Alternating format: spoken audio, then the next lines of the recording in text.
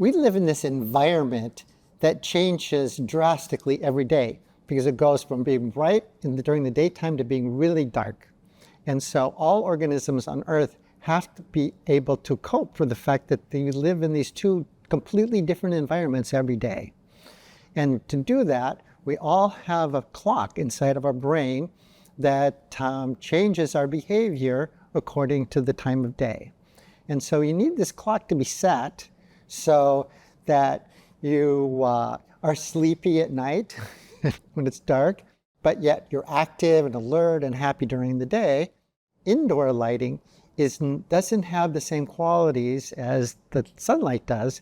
It's an imperfect clock setter. It doesn't mean that it doesn't have any effect on the clock at all, but it's imperfect. So what happens is that because the clock, keeps getting behind in time every single day, even though it might reset it a little bit, it doesn't reset it enough. And that people, like here in Seattle, in the wintertime, our clock just gets farther and farther behind. The period of our internal clock on average actually runs about 20 minutes off every day. It has a period about 24 hours and 20 minutes.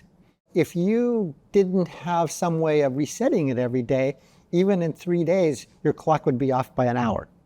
This light, it's not the intensity because it doesn't have to be intense. What it is that it's affecting the particular circuits that evolved to basically see the comparison of two different colors like we see when there's sunrise, when you see both the orange of the sunset and the sky above. It's using a circuit that evolved to do that, but it just turns out you don't have to see both the blue and the orange. They're in there, but they're talking to our brain in the same way that sunrise does.